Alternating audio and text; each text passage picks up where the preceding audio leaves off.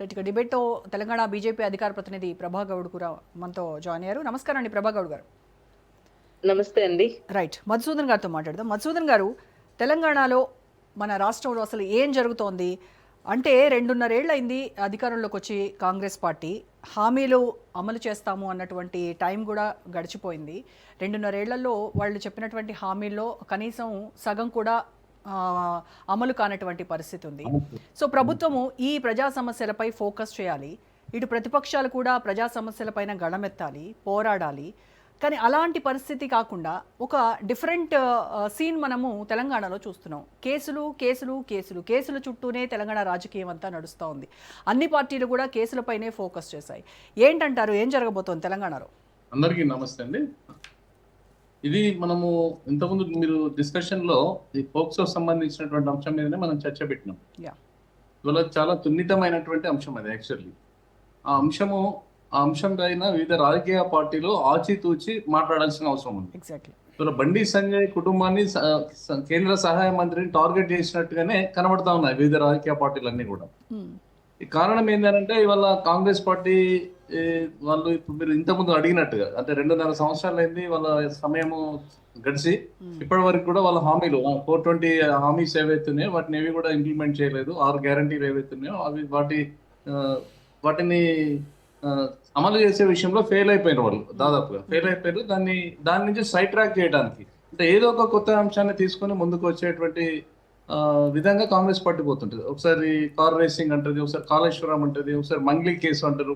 ఇట్లా రకరకాల కేసులతోటి ఎప్పుడు కోర్టుల చుట్టూ పోలీస్ స్టేషన్ల చుట్టూ తిరుగుతూ ఉంటది.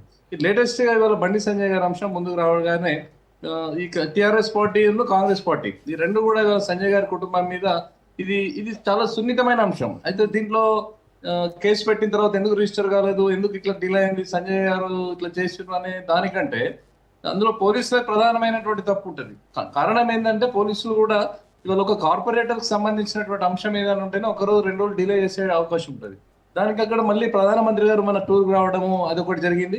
ఇక్కడ స్వయానం మన కేంద్ర సహాయ మంత్రికి సంబంధించినటువంటి కుటుంబ సభ్యుడు కాబట్టి కొంత పోలీసులు కూడా ఆలోచించి ఆచితూచి అంటే ఏం కేసు ఎట్లాంటి కేసు ఆచితూచి అడిగేసారు తప్ప ఇలా సంజయ్ గారు ఇన్ఫ్లుయెన్స్ చేసినట్టు ఎక్కడ కనబడతలేదు.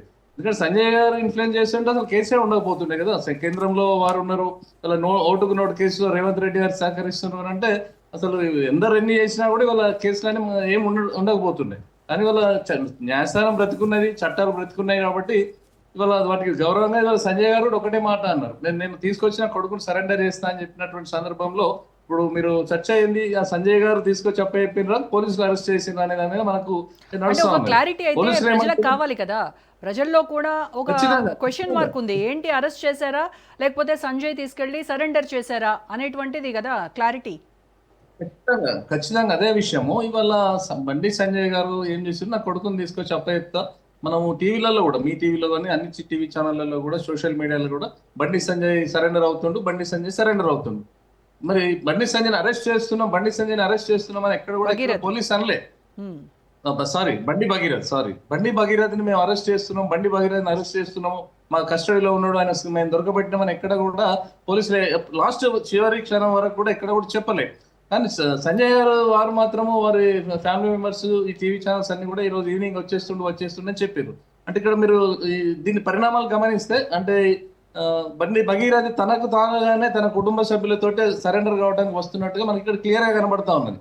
కానీ ఇన్ని రోజుల టైం గ్యాప్ లో పోలీసులు పట్టుకరాలేదు కాబట్టి మాకు చెడ్డ పేరు వస్తాయని ఒక ఆలోచనతోటి వాళ్ళ ప్రభుత్వం తన మీద ఎక్కడ ఆపాదించాల్సిన పరిస్థితి వస్తుందో, ప్రజలలో పోలీస్ వ్యవస్థ మీద నమ్మకం పోతాయనే ఆలోచనతోటి వాళ్ళు మేము అరెస్ట్ చేసినామని చెప్పి గొప్పగా చెప్పుకుంటారు. పోలీసులు ఎప్పుడు కూడా ఇవాళ వాళ్ళ విధుల వల్ల నిర్వర్తించే పరిస్థితుల్లో ఇవాళ ప్రభుత్వాలు లేవు. కారణం ఏంటంటే పొలిటీషియన్ల చేతిలో ఇవాళ పోలీస్ వ్యవస్థ కీలుబొమ్మగా మారినటువంటి సందర్భంలో ఇవాళ తనకు తాను సరెండర్ అయినా కూడా మేమే అరెస్ట్ చేసినామని చెప్పుకొని ముఖ్యమంత్రి మన్ననలు పొందడం, ముఖ్యమంత్రి కూడా మేము అద్భుతంగా పరిపాలన కొనసాగిస్తున్నాను. ఎందుకంటే అది హోమ్ మినిస్టర్ కదా, తన హోమ్ మినిస్టర్ శాఖకు సంబంధించినటువంటి ఈ ఇన్ని రోజుల నుంచి కేసీఐ అరెస్ట్ కూడా కాలేదు అని అంటే తనకు ఇట్లా బదనాం వస్తుందని చెప్పి దొరికినటువంటి పోలీస్ స్టేషన్ వస్తున్నటువంటి భగీరథని నాకా బందీలో దొరికిండు అని చెప్పి చెప్పడం ఇది కరెక్ట్ కాదు. ఎందుకంటే ఆల్రెడీ కేంద్ర హోంశాఖ మంత్రి నేనే సరెండర్ చేస్తా అని చెప్పినటువంటి మాటలు మనం విన్నాం కాబట్టి నేను చట్టానికి అతీతుని కాదు, చట్ట పరిధిలో నేను కొడుకును అప్పచెప్తా అని చెప్పిర్రు వారు. కాబట్టి ఈ అంశము దీన్ని దీని విషయంలో ప్రభుత్వం విఫలమైంది. బండి సంజయ్ గారు దీన్ని అప్పచెప్పినట్టుగానే మనం భావించాల్సిన అవసరం ఉంటుంది. ఇది ఫోక్సోకి సంబంధించి కూడా మన రాష్ట్రంలో విపరీతమైనటువంటి చర్చలు జరుగుతూ ఉన్నాయి. దాదాపుగా 2014 నుంచి ఇప్పటి వరకు మన రాష్ట్రంలో దాదాపు 10,000 పైన ఫోక్సో కేసులు అయినట్టుగా రికార్డులు చెప్తా ఉన్నాయి.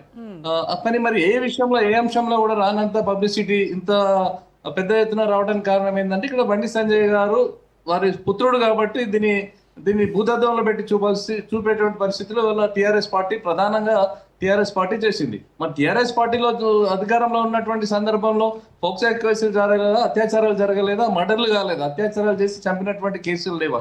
మరి ఆ విషయంలో అక్కడ అన్ని కూడా బండి సంజయ్ కొడుకు కాబట్టి ఇది వాళ్ళ టాపిక్ అయిపోయింది, చాలా పెద్ద టాపిక్ అయిపోయింది, చర్చనీయాంశమైంది, డిబేట్స్ జరుగుతూ ఉన్నాయి.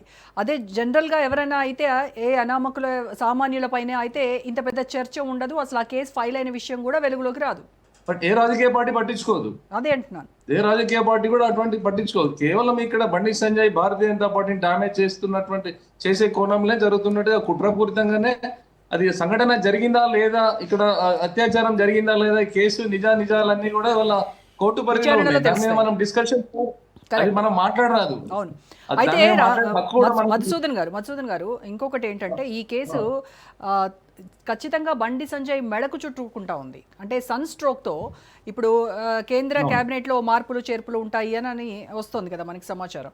సో ఖచ్చితంగా బండి సంజయ్ రాజీనామా చెయ్యాలి అని ఇటు ప్రతిపక్షాలు డిమాండ్ చేస్తూ ఉన్నాయి. At the same time BJP కనుక చిత్తశుద్ధి ఉంటే బండి సంజయ్ను బర్తరఫ్ చేయాలి అని కూడా డిమాండ్స్ వినిపిస్తూ ఉన్నాయి. అంటే కామన్ గా రాజకీయ పార్టీలు ఇప్పుడు బీజేపీ పార్టీలో అంతర్గతంగా ఎక్కడ కూడా దీని మీద చర్చ లేదు. బండి సంజయ్ని తొలగించాలి, వారిని మంత్రి పదవి నుంచి తీసేయాలని ఎక్కడ కూడా చర్చ లేదు. కేంద్రం నుంచి కూడా సూచనలు పెద్ద కనబడలేదు, ఎక్కడో టాపిక్ రాలేదు.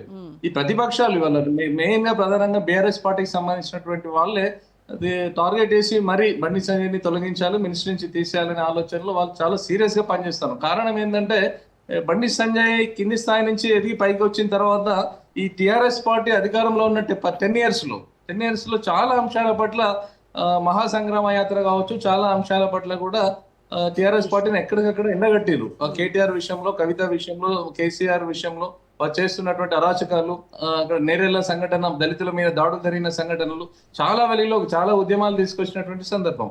ఇది బండి సంజయ్ అనే వ్యక్తి ఎప్పటికి కూడా కొరకరాని కొయ్యగా తయారవుతాడనే అంశం కూడా బీఆర్ఎస్ కు ప్రధానంగా పడ్డది. ఎందుకంటే పక్కనే సిరిసిల్ల బీఆర్ఎస్ కే కాదు సొంత పార్టీలో కూడా ఆయన పైన కావాలని కుట్ర చేశారు అనేటువంటివి కూడా మనం వార్తలు విన్నాం. అంటే వస్తాయి నేచురల్ గా. ఇప్పుడు జాతీయ పార్టీ అని అంటే ఒక జాతీయ పార్టీ ఒక ఇంటి పార్టీ కాదు, ఒక కుటుంబ పార్టీ కాదు.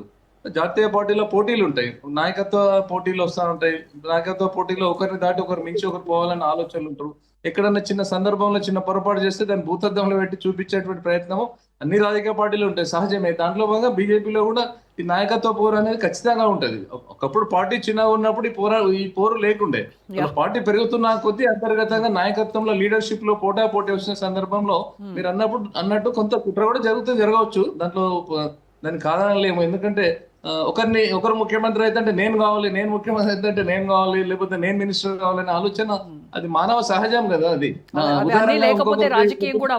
అవ్వదు. కాబట్టి అది జనరల్ గా పాలిటిక్స్ లో ఒకరిని గుంజడం ఒకరు ఎక్కడం అనేది సహజం. కాబట్టి బండి సంజయ్ గారి విషయంలో పార్టీలో అంతర్గతంగా ఇది జరుగుతున్నట్టుగానే మనం భావించాలి.